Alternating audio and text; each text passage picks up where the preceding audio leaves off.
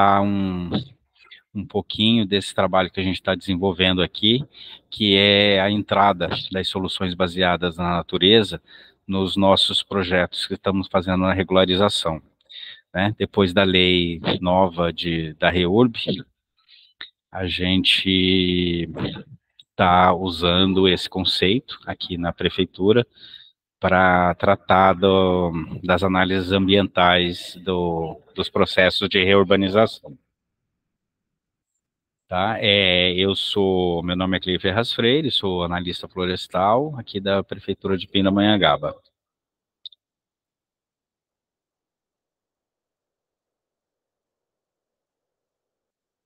Eita,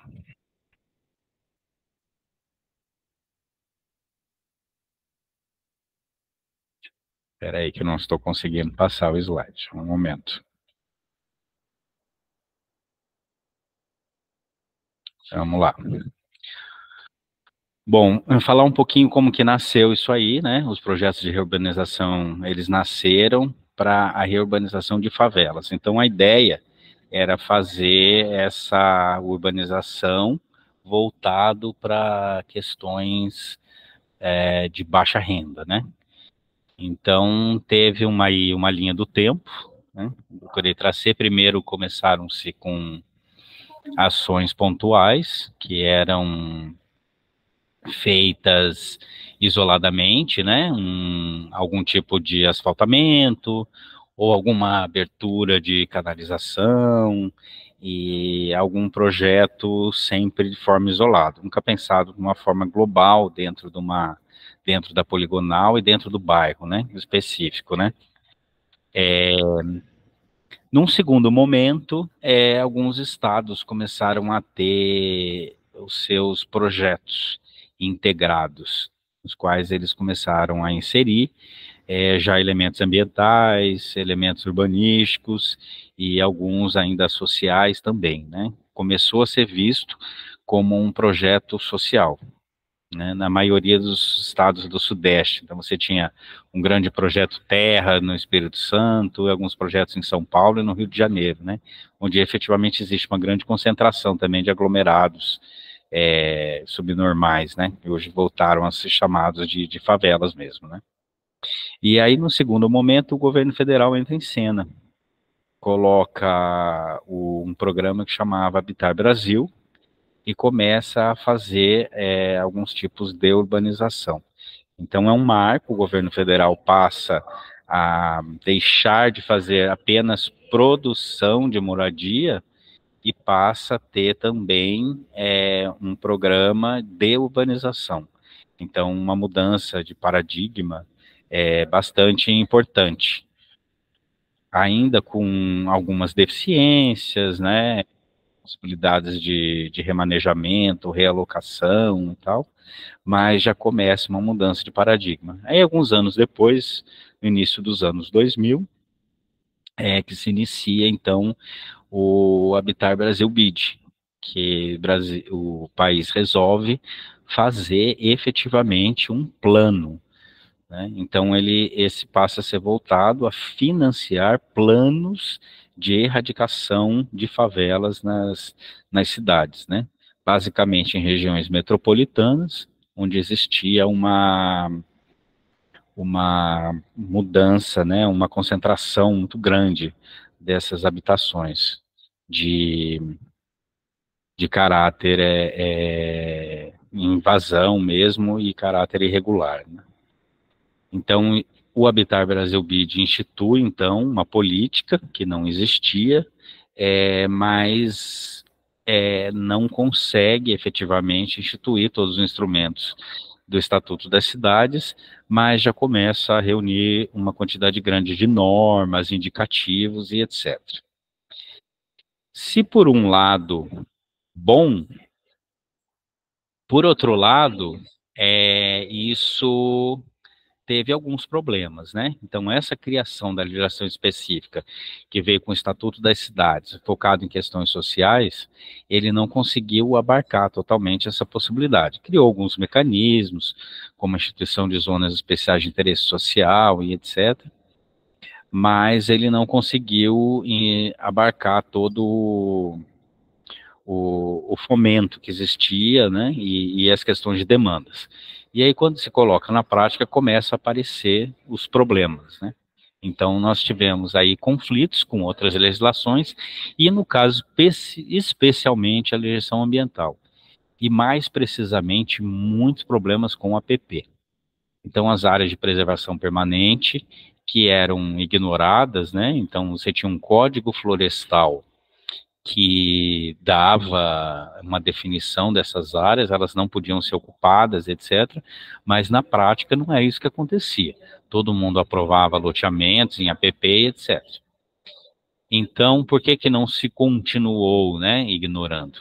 Porque quando você começou a ordenar a questão da urbanização, teve início, então, um processo de licenciamento, uma necessidade de se fazer isso de uma forma juridicamente bem colocada. Então, aquilo que era ignorado até então, né, principalmente a ocupação de APP em área urbana, passou a ser um problema, que não existia ainda na época. Né? E aí se tornou veio essa discussão das questões sociais e ambientais, não notadamente como um conflito, exatamente, mas uma dificuldade de aplicação das leis e da legislação por conta desses conflitos, né? No que tange a APP, mas também outras questões começaram a entrar na questão da qualidade ambiental urbana. Então, eu não podia fazer no APP, porque eu não podia regulamentar no cartório, mas não podia regulamentar no cartório, que já tinha diversas coisas, né, basicamente registradas, ocupando, e isso ficou sendo discutido exaustivamente durante bastante tempo. Culminou em resoluções de CONAMA, sobre ocupação de áreas de preservação permanente, houveram alguns seminários e até congressos a respeito do tema, e o tema foi sendo amadurecido, né? Aí, num segundo momento, né, o que que acontecia? Embora essas discussões, né, esses debates fossem em torno dos direitos, né, sociais, a propriedade, etc., havia uma outra questão aí. A irregularidade não social, né? Então, pessoas que não eram de baixa renda, muitas vezes até muito abastadas, entrou no debate aí para pressionar, para flexibilizar a legislação, né? O famoso pegar carona, né? E elas queriam que houvesse uma possibilidade de fazer regularização. Então, tínhamos aí grandes exemplos, né, de irregularidade, muito marcantes e que pleiteavam, né, a sua regularização. Então, se a gente colocar aí, tivemos as grandes ocupações dos condomínios em Brasília, a ocupação das áreas de mananciais na Grande São Paulo, algumas ocupações em morro, principalmente em Minas Gerais e Belo Horizonte, algumas ocupações de região de Restinga, no Espírito Santo, então eram os estados que já tinham uma legislação específica, tem um grande peso, né, nacionalmente na sua legislação, e aí teve toda essa briga para se tentar incluir isso daí, né? Então, vocês tinham os loteamentos fechados de luxo, né? No litoral paulista, no litoral carioca, muito comuns, né? Ocupações de alto padrão em áreas ambientalmente frágeis, né? Notadamente em Brasília aconteceu muito isso, né? Totalmente ocupado no seu entorno. E uma outra questão também, a terceira, né, maior dessa reurbanização não social, né, que hoje a gente chama de específica, os fracionamentos de zona rural. Então, são não só os condomínios fechados, mas os grandes sítios, né, pequenos sítios, na verdade, né.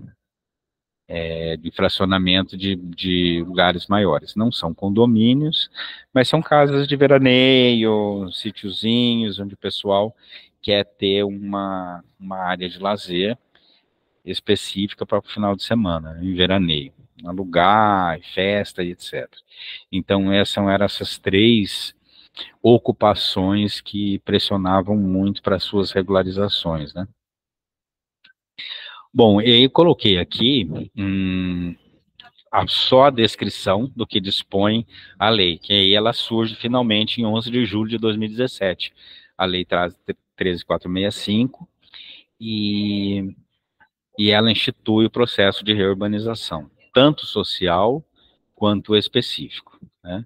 Eu coloquei aqui o quadro do que dispõe a lei exatamente para ilustrar a quantidade de outras leis e outras regulamentações que ela teve que alterar, né? Então,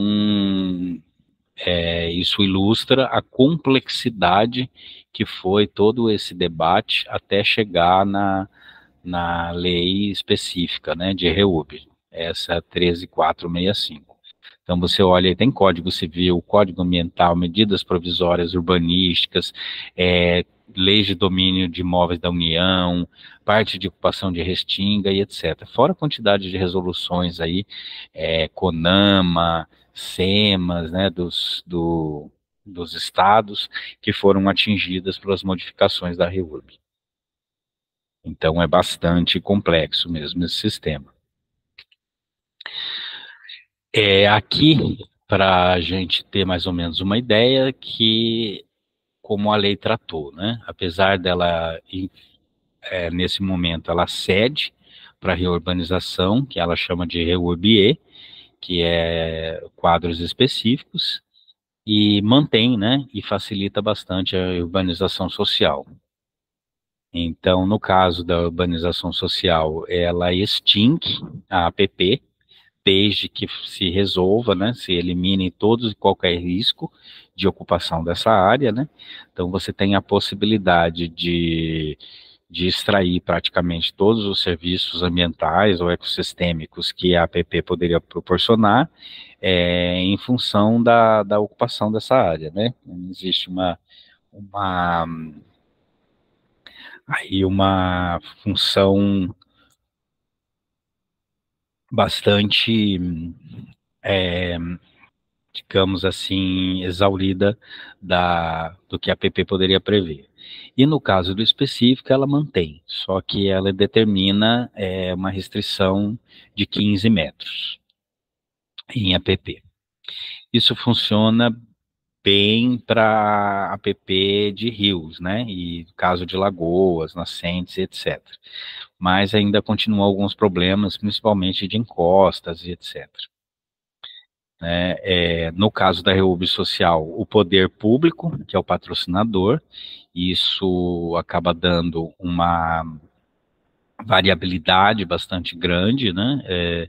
Você tem toda a equipe da prefeitura trabalhando em prol mesmo do cidadão, né? Daquela cidade, né? Então, isso tem uma proximidade, as pessoas normalmente conhecem lá o processo, e no caso da REURB específico, o patrocinador do estudo e do processo é o interessado, né? Então, não tem dinheiro aí do poder público.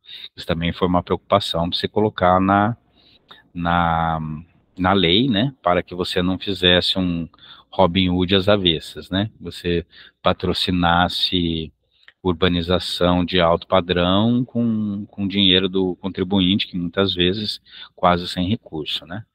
E as intervenções na REURB social são promovidas pelo próprio poder público. Então você tem instalação da rede de esgoto, instalação de alguma outra abastecimento, ou enfim, qualquer intervenção urbanística e de infraestrutura é patrocinada pelo poder público. E no caso da específica, as intervenções normalmente são patrocinadas pelos próprios interessados e o loteador irregular, né? Então foram cuidados que se colocaram para que não houvesse um desvio, né, de recursos que seriam para resolver problemas dos cidadãos da cidade, para fazer urbanização em áreas muito abastadas. Aqui no seguinte, vamos entrar aqui já diretamente em alguns conceitos, né, de soluções baseadas na natureza, nos processos de urbanização. Então, eu coloquei aqui alguns meios que são os mais comuns, onde você tem essa irregularidade, né? Você tem areia, muito mais comum, obviamente, no litoral, a estinga, né? Então, se usa para urbanização as contenções em cerca e vegetação. Posteriormente, eu vou mostrar aqui alguns exemplos ilustrativos, né? Para a gente poder debater aí no final, né? No caso, você tem o uso de cerca e vegetação, contenção do movimento das dunas, né? E com posterior implantação de vegetação de restinga. Isso é particularmente importante, porque muitas vezes você tem uma situação de dunas móveis, isso é mais comum no Nordeste, né? Você tem essa movimentação de dunas móveis e você acaba fazendo uma contenção e essas dunas deixam de ser móveis, né? Isso tem uma implicação também, porque essa movimentação do solo natural ela é cessada, né?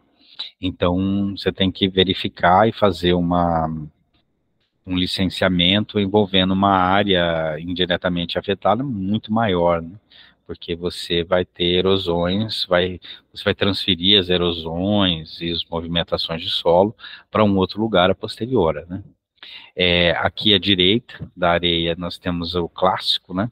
APP de Rio, que eu acho que a grande parte dos projetos de urbanização mesmo, de invasão e regulamentação de solo, estão em APP de Rio, né? Então você vai ali considerar as questões de drenagem, e essa drenagem muitas vezes tem um alcance infinitamente maior, né, do que o que você está ali olhando, do que você está analisando, né?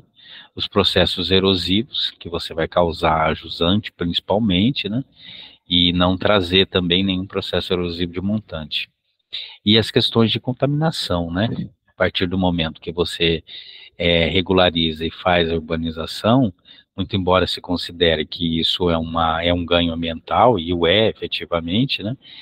Isso aí pode ter uma implicação de uma contaminação, né? As pessoas que não ligam suas casas na rede de esgoto que está tendo, ou então se você fizer isso em área rural e não tiver uma rede coletora, você vai ter fossa, né? Então, passa a ter uma possibilidade de contaminação maior, né? E também com resíduos, não só a contaminação biológica, né, química, mas uma contaminação física mesmo com resíduos. As pessoas passam, o rio passa a fazer parte, né, daquele lugar. Então, as pessoas vão jogar coisas lá e etc. Uma outra possibilidade muito comum, né, dentro da urbanização são as áreas de mangue, onde a gente, o vai e vem das marés, etc., tem uma necessidade aí da contenção, né? Essas casas são naturalmente palafitadas, muitas delas, né? E a parte aterrada não coloca ali. Então, existe percolação de água, rachadura, trinca. Quando você faz isso aí, você tem que dar olhada nessa contenção, né? E essa contenção é feita com a vegetação, né? Depois também a gente vai falar um pouquinho das técnicas aí que a gente usa para conseguir fazer isso, né? Que o vai e vem das marés muitas vezes impede a fixação de propágulos, né? Então você tem uma dificuldade enorme de fazer uma implantação de um projeto de recuperação de manguezal justamente pelo esse vai e vem de marés, né? E a necessidade da descontaminação disso, né? Quando a vegetação está instituída, ela naturalmente faz, mas enquanto isso não está sendo feito, você tem uma contaminação natural do mangue, né? Que acumula às vezes muitos metais pesados, etc. E também uma contaminação que vem de fora do mangue, né? Você, como tem a ida das águas, as pessoas tendem a jogar lixo e outros resíduos aí que vão posteriormente ficarem muitas vezes presos e aí fica uma aparência, né, de de lixo e resíduos, assim, bastante desagradável.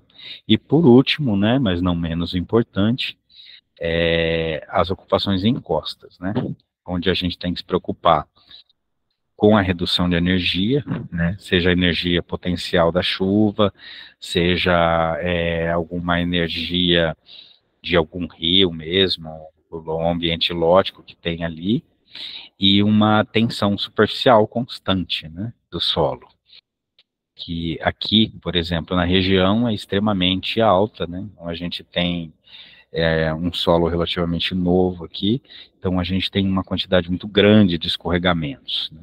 A gente tem uma área rural aqui na encosta de serra, qual a gente tá vendo aí essas possibilidades de se fazer os mecanismos de redução dessa energia do solo, né?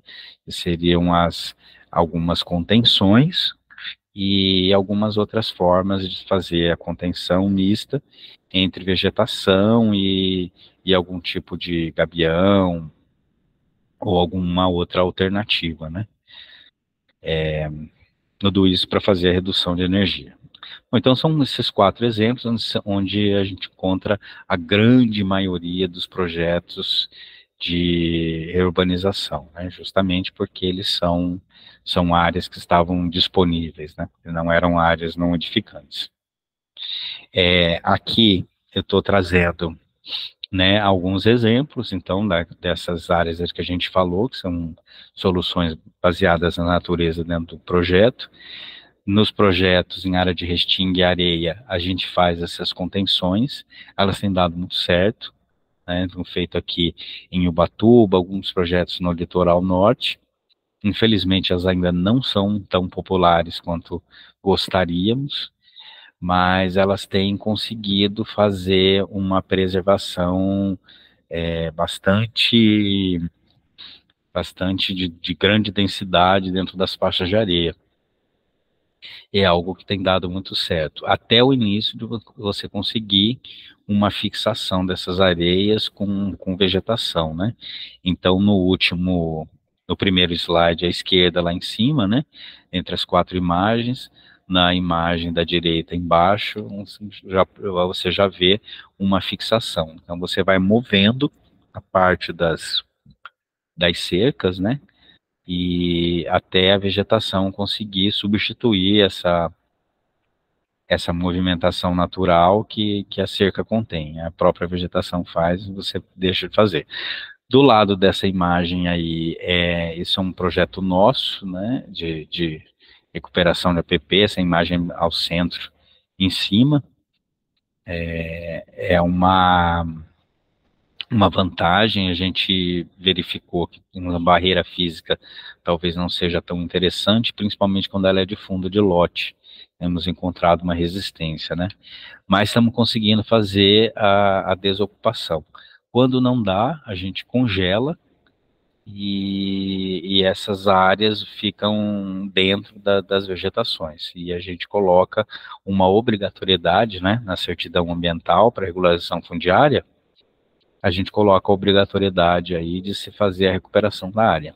Nessa imagem, né, vocês estão vendo em azul, a mata que está, ela ainda é uma mata primária já, caminhando para um estágio secundário, e a parte em vermelho, que é o desenho da poligonal, atrás dessa área azul, é onde se vai ter a recuperação de mata. Então, é uma compensação que a gente está fazendo, essa é uma urbanização específica, não é social, embora tenha uma parte que foi enquadrada como social, mas aí ela acabou sendo feita de 2 formas, um misto, a gente conseguiu colocar. Aqui no município a gente tem bastante esse problema, parte da regularização é abastada e parte é bem carente. Então, a gente precisa também verificar como é que isso se dá, para que a gente não tenha aí conflitos sociais e etc. Então, nessa área aí, a gente está fazendo essa recuperação simples, com vegetação, para controlar a drenagem, que é um problema seríssimo que a gente tem aqui. Os nossos mananciais, muita água, né? Serra da Mantiqueira, né? Que diz muita água, e a gente está na encosta, então a gente tem que ter uma preocupação muito grande com drenagem. A gente tem muitas valetas, muitos canais foram feitos para irrigação, para desvio de rio, né, para uma série de outras alternativas. Também tem um slide lá na frente que eu mostro uma imagem que é para poder ilustrar bem para vocês essas valas, essas canalizações. Passando aí para outra imagem ao lado direito. Essa é uma imagem também, essa aqui não é daqui, né, é de um outro projeto, fora do município, né, mas que ele não está pronto ainda, mas faça a ideia aí, essa água que vocês podem ver, né, essa é uma canalização totalmente fechada, e a ideia aí agora é abrir. Então ali onde as pessoas vão atravessar a rua, ela está fechada pela travessia, então a ideia é aprofundar o rio e fechar o canal, e você ter em algumas áreas um espraiamento onde você tem vegetação de alta absorção de água, né? Bananeira, etc., para você tentar conter, né? Então é uma solução que ela é parcialmente verde, mas ao mesmo tempo ela tem a intenção de fazer essa combinação, né? E nesses lugares você fazer um jardim mesmo aquático, onde você tenha a possibilidade, né, de absorção de água por essas plantas. Abaixo aqui à esquerda, aí são duas imagens no mesmo lugar, uma imagem, né, de satélite mostra ali São Vicente. Achei interessante colocar, porque a parte de mangue, né, que foi falado anteriormente, e feito em etapas. Então nós tivemos aí um incremento de solo natural que foi sendo seguro justamente pela vegetação de mangue que estava sendo instalada aí. E num outro momento, a gente teve um plantio, né, de uma vegetação que precisa de mais solo para suporte. E à direita dessa imagem aí, também temos uma situação, essa aí é uma lagoa, né, a Lagoa do Paia, que também ela estava muito assoreada, né, e a drenagem prejudicada. Então houve uma pequena remoção, você vê esses telhadinhos marrons, já são casas que foram construídas, né, então as pessoas foram para beirada da lagoa, né, não se pode nesses projetos fazer um remanejamento para muito longe, e se conseguiu recuperar a drenagem, né, e aí vocês podem ver na outra imagem quase anexa a ela, né, que é uma área de construções de baixo padrão, né, mas que não houve uma gentrificação por conta de um projeto de ações, né, para que as pessoas permanecessem mesmo na área, né. Essas aqui são mais questões da reúbe social. Aqui eu trouxe a primeira questão que eu falei para vocês, de drenagem, nessa imagem à esquerda, isso é um núcleo, qual a gente está colocando aqui, para passar o mar. Esse é o núcleo que foi regularizado. A mata não entrou, né? Aí aqui você tem uma quantidade grande de produção de hortaliças, e aqui um outro sítio, né? E toda a drenagem atravessa aqui. Vocês podem ver que as valetas são retificadas, né? Então a gente teve que encarar algumas soluções aí, que foi efetivamente uma área de servidão. Então tivemos a servidão, depois eu tenho uma imagem que eu vou mostrar para vocês também, em nível da terra, para vocês verificarem o tamanho do canal. A gente usa aqui o mesmo padrão que eles usam em Belo Horizonte, que é a largura do canal mais 1 metro, né? Você tem meio metro canal, 1,5 metro de cada lado de área de servidão, no qual a gente usa também para fazer plantio. E normalmente eles usam cerca viva e etc. Então temos essa solução e as próprias lavouras, etc., já conseguem absorver boa parte dessa água. Então, foi uma solução bem boa que se deu para evitar alguns tipos de alagamento que são muito comuns nessa área por conta da quantidade enorme de água. E outra coisa que a gente tem na cidade também, né, que foi falado antes, por conta de estar no pé da serra, são essas áreas de encosta, né? Aqui coloquei uma urbanização também, aqui é uma área rural que foi fracionada, né, ilegalmente, né? Então você tem uma mistura de casas de mais alto padrão, com baixo padrão, estradas aqui, então você tem uma irregularidade bastante complexa, porque você pode ter grandes desbarrancamentos, né? Não é feita uma contenção da forma como deveria, né? Aí aqui na sequência umas imagens em nível de terra para vocês conseguirem dar uma olhada bem como que é isso, né? Então aqui eu teria, ó, esses cortes que são bastante comuns, essa na imagem anterior da encosta, é uma ocupação que está bem em cima, eles fazem esses cortes aqui para o aproveitamento do terreno, né? E aí depois a gente tem essa energia toda potencial aqui no deslizamento do terreno. Então é preciso regularizar isso aí para não ter acidentes, etc., né? São vários tipos. Então conseguimos duas soluções baseadas na natureza que são muito interessantes nessa ocupação aqui em encosta. A primeira é usar as áreas que são mais íngremes como pomares, e a gente está implantando um programa de agrofloresta para esse pessoal aqui. A gente está fazendo uma parceria com o MST, eles estão dando alguns cursos e a gente indica para o pessoal fazer. Então a área fica não ocupada, ela fica produtiva, né? A pessoa, o proprietário, ele tem digamos assim, a prerrogativa de usar a área e ele se sente, né, dono e possuidor dessa área, mas ela acaba não sendo ocupada com edificações, né? Acaba sendo ocupada com um sistema produtivo de agrofloresta.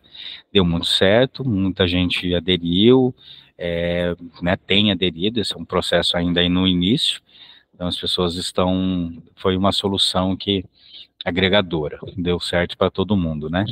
Outra coisa também que é feito aqui, de solução baseada na natureza nessas áreas, são essas contenções aqui no quais usados os pneumáticos, né? Então são feitas as pilhas em pneu, onde você consegue preservar uma grande quantidade de solo, então você pode ter muito plantio.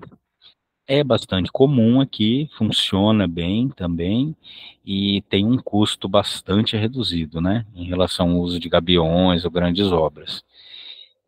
E também a gente não recomenda, num primeiro momento, fazer um asfaltamento, impermeabilização das vias, e só faz mesmo o sistema de drenagem.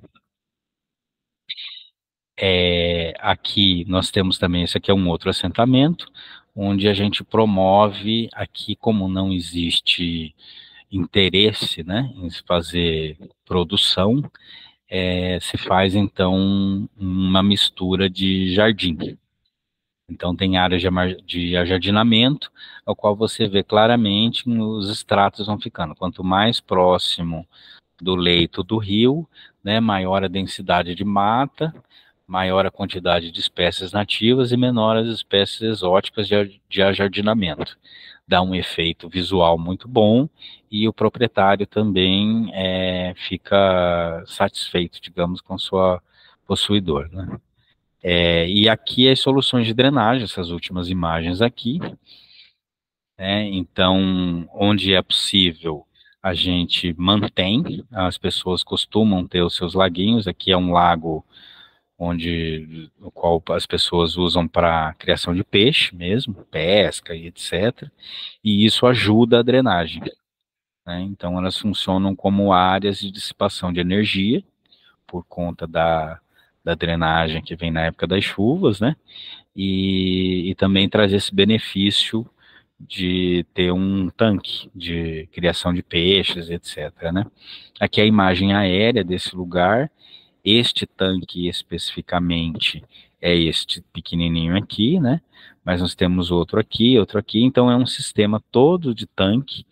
Na verdade, a urbanização vem aqui no meio, esse tanque maior não está aqui, ela vem aqui na urbanização, vem aqui no meio.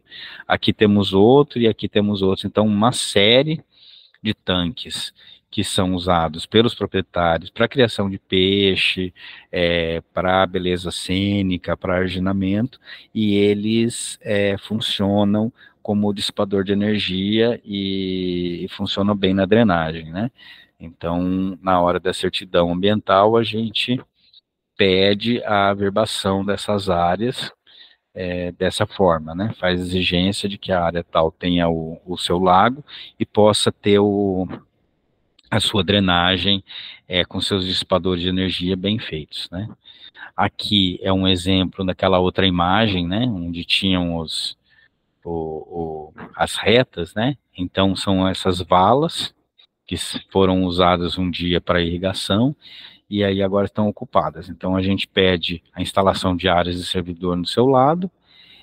Já não há resistência, por exemplo, se plantar uma bananeira, são grandes plantas absorvedoras de água, e funciona bem, né? Não evitam os alagamentos, né?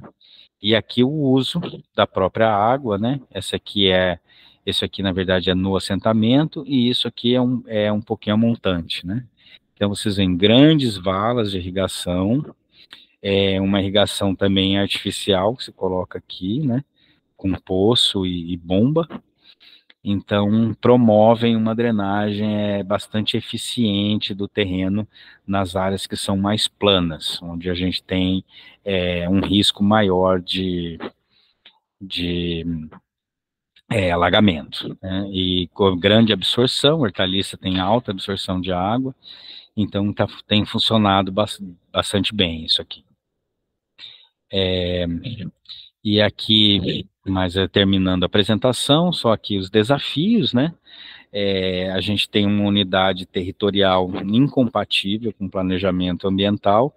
Trouxe essa foto lá de cima da área de drenagem para ilustrar isso, né? Você tem uma área que foi pedido regularização reduzida, e aqui do lado, né, deveria estar tendo uma regularização junto, para a gente fazer um planejamento de drenagem, área verde, etc., de forma conjunta, mas infelizmente a gente tem que analisar os projetos de forma segmentada, e isso ainda é um grande desafio para a gente, né? Essa é aquela área ali no anterior, né?